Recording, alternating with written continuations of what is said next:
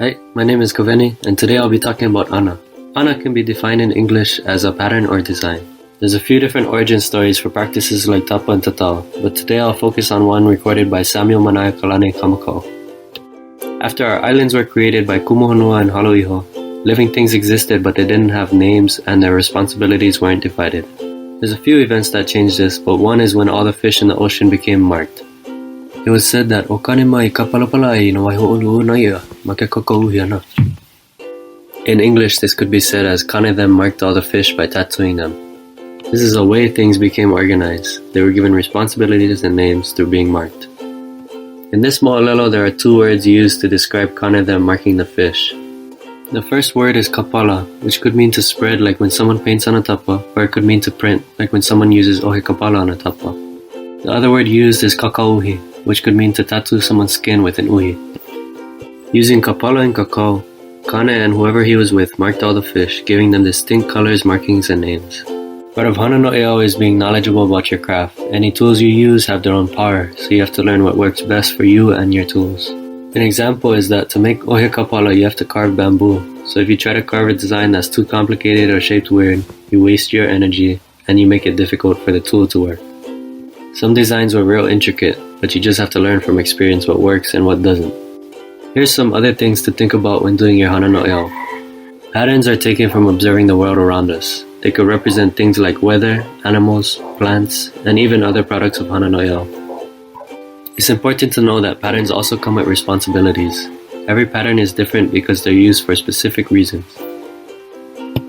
Pattern could be specific for different reasons, such as a person that performs certain ceremonies, someone that lives in a certain area, someone that belongs to a certain family, or the role someone has in a community.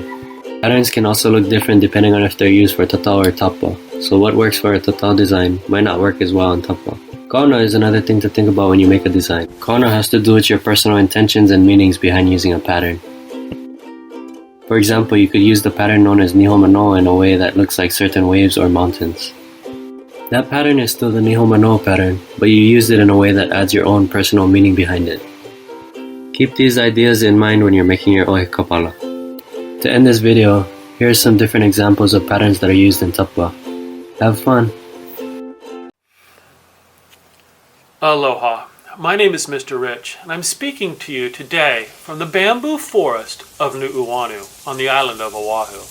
Today we'll be speaking a little bit about ʻOhe Kāpala.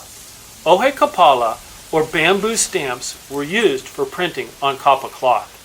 They predominantly featured straight-line geometrics with the occasional leaf or round shape. Most were made from bamboo, but a few had carved parts made of tortoise shell and were painstakingly tied onto the bamboo handle. Now it's your turn to make ʻOhe Kāpala. The materials you'll be using for your ʻOhe Kāpala are a pen, draft sheet, sticky foam, scissors, popsicle stick, and your fabric. Our first step is to draw a simple pattern on the draft sheet given to you by your kumu. Remember, these were not words or pictures on the stamp, but geometric patterns.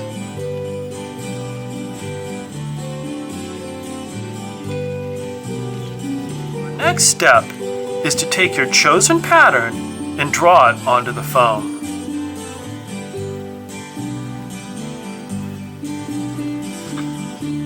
Then, cut out your patterns.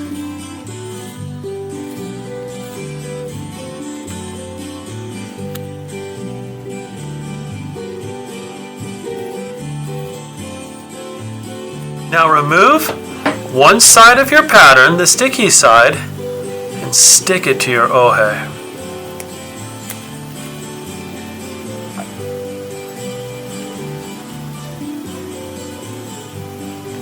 So again, remove the sticky side of your pattern,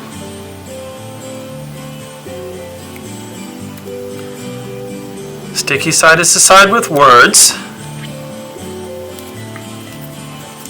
and stick it to your ʻOhe.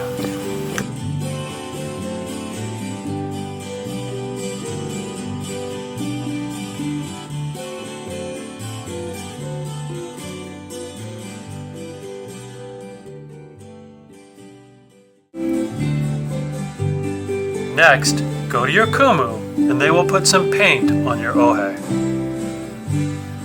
Now begin to decorate your fabric by pressing your ʻOhe onto the fabric. Create repeating patterns.